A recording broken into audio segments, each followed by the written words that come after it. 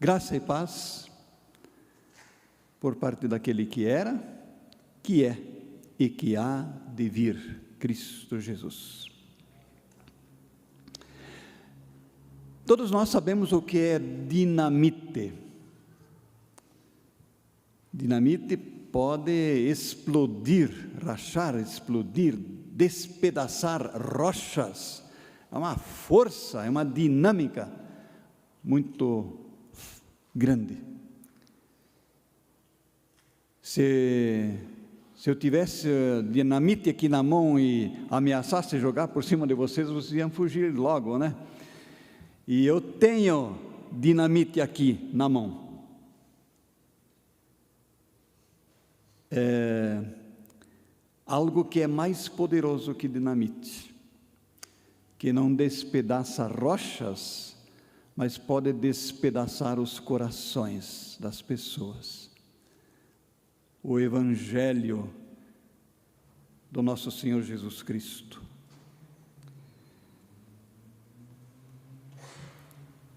É sobre isso que queremos falar.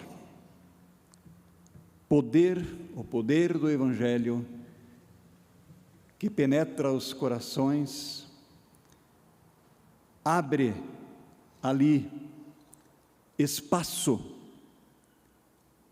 abre espaço para a esperança, para o amor de Deus, para um novo tempo que é anunciado. O texto é bem curto, que eu vou usar aí, Marcos capítulo 1, versículo 15, diz assim: o tempo está cumprido e o reino de Deus está próximo. Arrependam-se e creiam no Evangelho. O tempo está cumprido. Agora é possível arrepender-se e crer no Evangelho. Antes do advento, antes da chegada de Jesus, não havia essa possibilidade. Arrependam-se e creiam no Evangelho. Arrepender-se na origem são duas palavras. Além, meta, além, ir além, nos, mente, pensamento. Então, metanos implica ir além, implica mudar o meu jeito de pensar a respeito de Deus e a respeito de mim mesmo. Deus não é Papai Noel. Deus não é aquele velhinho de barba branca. Muito pelo contrário, Ele sempre é novo e atual. Deus é o Deus Santo, que merece toda a nossa reverência, toda a nossa reverência possível e impossível. Deus é juiz, um juiz muito severo e exigente. É o Deus Santo. Mas, e aí vem a boa notícia, é o Evangelho de que o reino de Deus está próximo. Com Jesus, o reino de Deus chegou, se tornou palpável na pessoa dele. Jesus veio fazer parte da nossa história humana. Mas, como disse Ângelo Silésios, de nada te ajuda se Jesus nasce 1000 vezes em Belém, mas não nasce também no teu coração. A criança que nasceu em Belém quer vir fazer parte também da sua vida, da sua história pessoal. Esse é o Evangelho, a boa notícia, a melhor notícia que o mundo jamais ouviu. É dinamite que transforma vidas. Pensar em Deus como aquele que ama e é tremendamente misericordioso com a pessoa sincera, com a pessoa que está com o coração aos pedaços, que se percebe moral e espiritualmente falida, que se sente eternamente endividada com Deus, e não tem como repor, não tem como reparar o que foi quebrado, estragado, desconfigurado. Crer no Evangelho é crer que, apesar disso, tudo está bem agora, por causa de Jesus. Pois em Cristo Deus perdoa, apaga a minha culpa e renova tudo. Mas o primeiro chamado é para o arrependimento. Se arrepender do quê? De 1, 2 ou 3 pecados pontuais? Esses são apenas consequência de minha maneira errada de pensar a respeito de Deus e de mim mesmo. É urgente que eu pare de mentir para mim mesmo. Ao me comparar com as outras pessoas, eu posso pensar que eu sou melhor que elas e que tudo está bem assim. Mas é urgente que eu aprenda a me comparar com o Deus Santo. Então, sim, posso ter uma ideia mais aproximada do quanto eu estou afundado na lama e longe, distante do ideal da santidade que Deus requer de cada um de nós. Santo Agostinho já dizia: quanto mais perto de Deus, mais impuro eu me percebo. Mas que bom! A grande vantagem disso é que só então posso perceber melhor o quanto dependo e careço da graça e da misericórdia de Deus. É aí que eu me torno como uma terra seca, sedenta por água, que vai absorver com alegria e profunda gratidão o perdão de Deus e o poder do Evangelho de Jesus Cristo.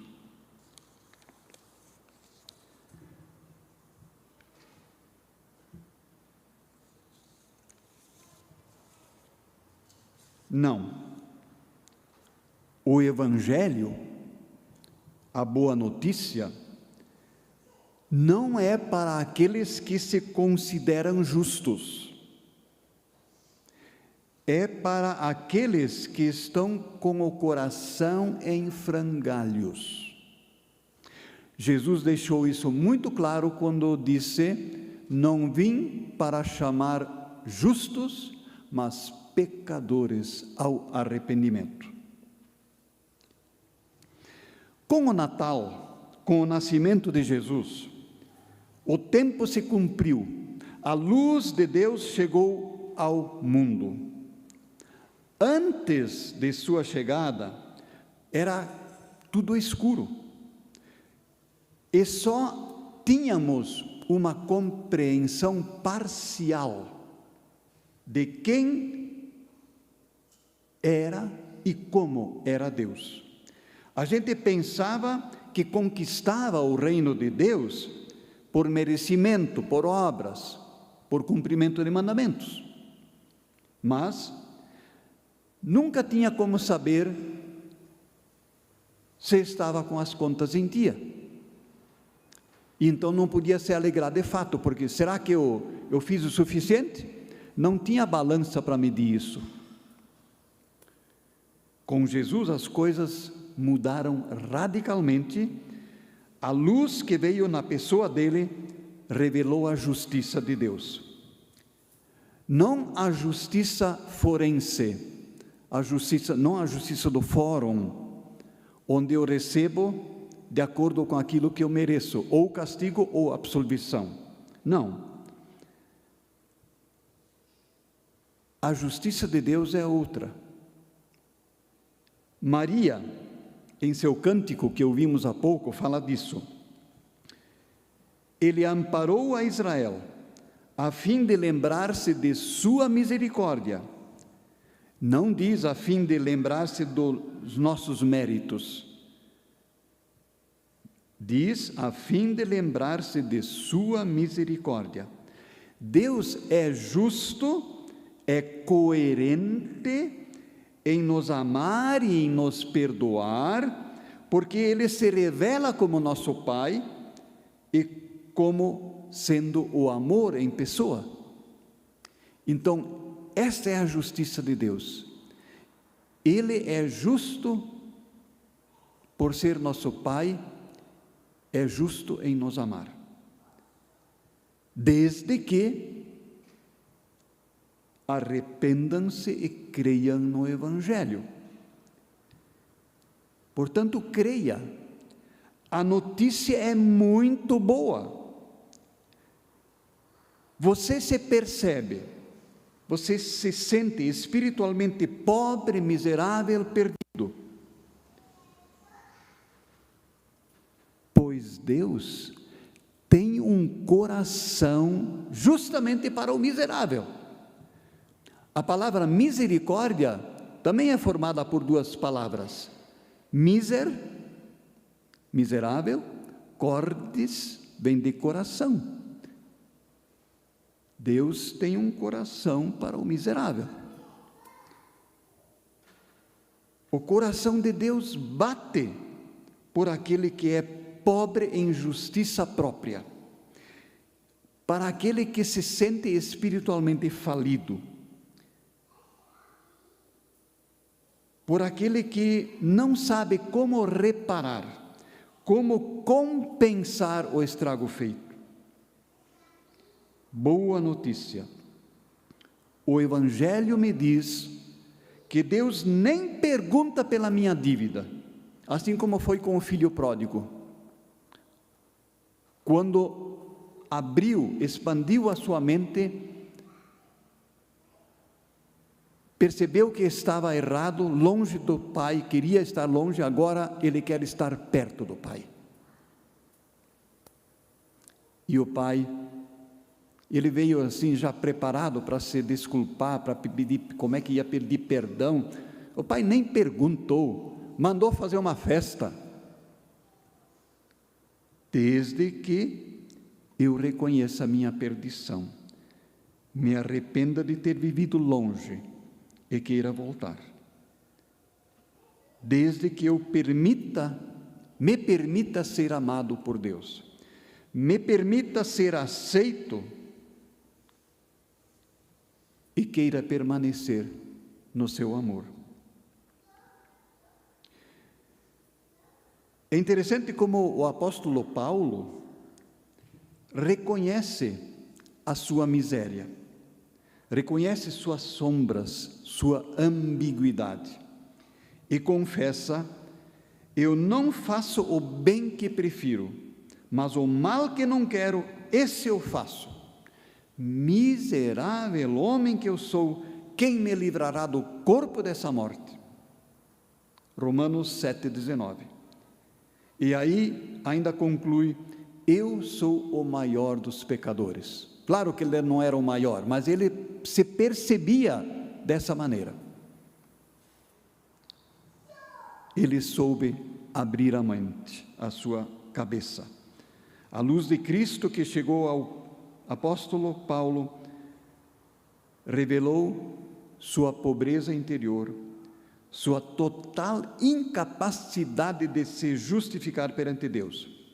Ao mesmo tempo, lhe revelou a solução de Deus. Por isso, ele exclama: graças a Jesus Cristo. Não graças a mim, graças a Jesus Cristo.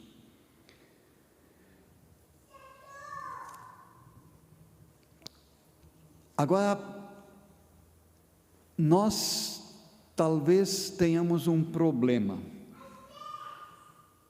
Eu penso que nós nos parecemos bastante com os cristãos de Laodiceia, aos quais o apóstolo João escreve em uma de suas cartas, dizendo para a igreja de Laodiceia: tu dizes, estou rico e abastado, e não preciso de coisa alguma,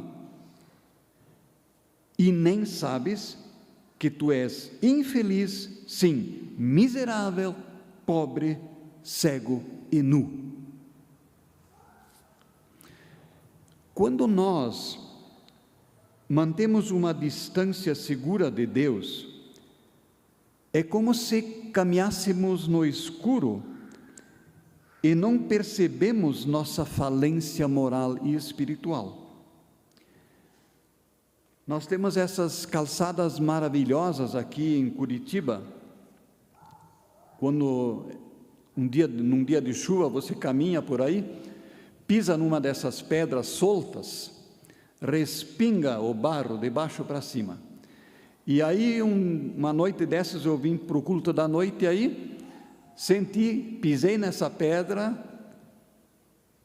percebi isso, mas tudo bem, estava escuro, né?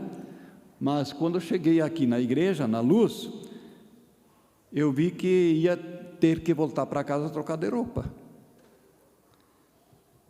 Minha calça branca estava muito suja. Existe um livro com o título O Impostor que Mora em Mim. Vale a pena você ler. Também poderia ser com o título O Fariseu que Mora em Mim. Fariseu é aquele tipo de pessoa que se julga sempre melhor que os outros, que não vê defeito em si, que acha que pode se justificar perante Deus e que gosta de tocar trombeta para que os outros o admirem.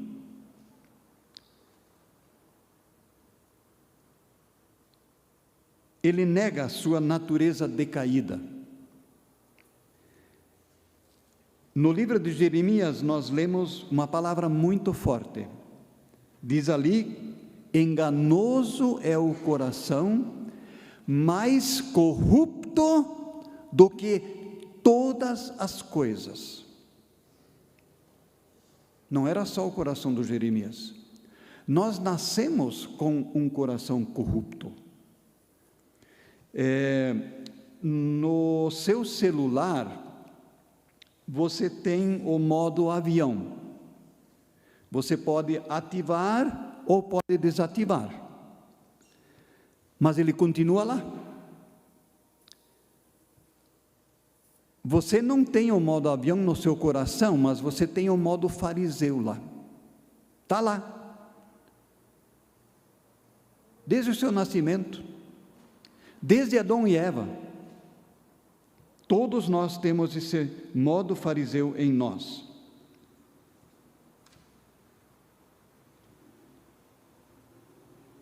Faz parte da minha natureza decaída. No celular você também tem a opção não perturbe. Só não faça isso com sua consciência. Deixe que a sua consciência o perturbe, para saber se você está ou não no modo fariseu? Se está tentando enganar a si mesmo? Se está se justificando a si mesmo, ao invés de permitir que a misericórdia e o amor de Deus o alcancem? Faça as pazes com sua consciência. Aceite o que ela lhe revela, porque agora você conhece o Evangelho. Você não está perdido, porque não está fazendo tudo certo perante Deus. Muito pelo contrário, quando você percebe isso em você, que existe pecado, que existe coisa errada, é porque o Espírito Santo já está falando com você. Se alegre. Aceite o que a consciência lhe diz. Não negue sua condição humana decaída, eu repito. Ao contrário, abra sua caixa preta perante Deus, abra seu coração. É simplesmente libertador fazer isso. Nós podemos aprender com o salmista, Salmo 139, ele ora: sonda-me, ó Deus, examina-me, sonda-me, conhece o meu coração, prova-me e conhece os meus pensamentos. Algumas versões dizem: conhece as minhas inquietações. Vê se há em mim algum caminho mau e guia-me pelo caminho eterno. Na mitologia grega tem a lenda do Aquiles. Nós talvez conhecemos, né? Quando Aquiles nasceu, foi revelado, gente, é uma lenda, não é verdade, é uma lenda, mas ajuda para entender. Foi revelado para a mãe que ele seria um grande guerreiro. E aí ela pensou: puxa vida, então ele vai morrer muito cedo. Eu tenho que achar um jeito de proteger ele. Então ela foi, levou o menino para o rio sagrado e afundou ele ali, pegou pelo calcanhar dele, deu o banho completo, e agora as águas sagradas iam proteger ele. Tirou ele, só que aqui, ali no calcanhar, onde ela pegou, não pegou a água. E esse então é hoje ainda chamado o calcanhar de Aquiles, o ponto fraco. O seu ponto fraco, o meu ponto fraco. Então, qual é o seu calcanhar de Aquiles?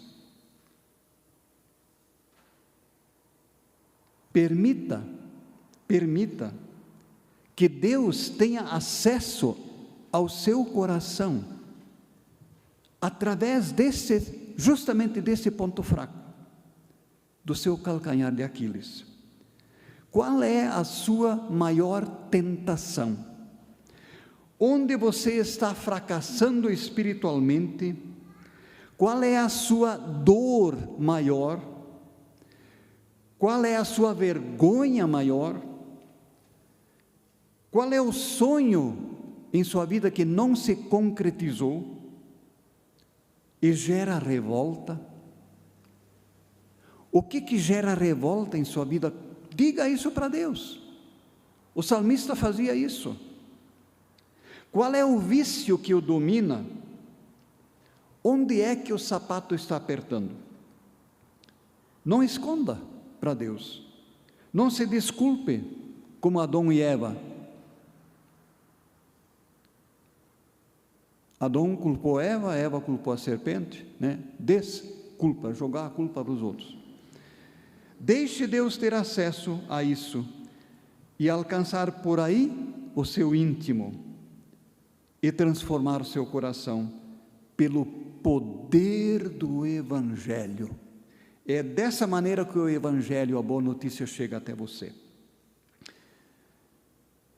E perceba uma coisa: nem por isso, ou justamente por isso, de perceber o mal em si, você não precisa se odiar. Você não precisa ficar deprimido. Pelo contrário, você poderá ter uma grande experiência de alegria e de gratidão jamais vividas antes. Por quê? Deus não veio chamar justos, mas pecadores. Peter van Bremen escreve: o pobre se aceita. Ele tem uma autoimagem em que a percepção das limitações é muito vívida, sem o deprimir. Essa percepção de sua própria insuficiência, sem sentimento de ódio por si próprio, é típica do pobre de espírito.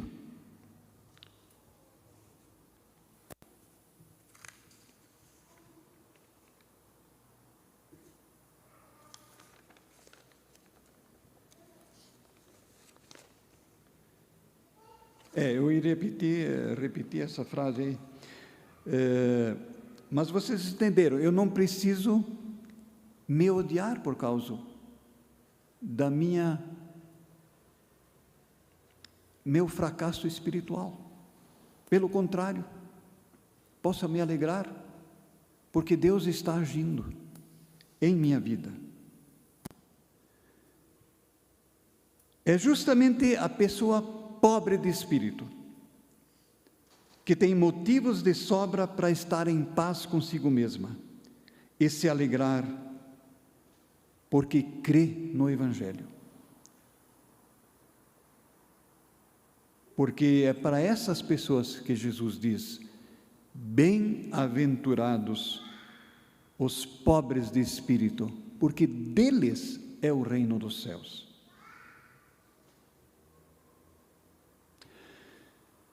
Que nesse advento possamos confessar com Maria: a minha alma engrandece ao Senhor e o meu espírito se alegrou em Deus, meu Salvador, porque contemplou na humildade de sua serva. Que assim, pobre de justiça própria, humilde e agradecido como Maria, você tenha um abençoado tempo de advento e um Natal com o coração estourando com o dinamite do Evangelho, estourando de alegria, com aquela alegria que só Deus pode presentear. Amém.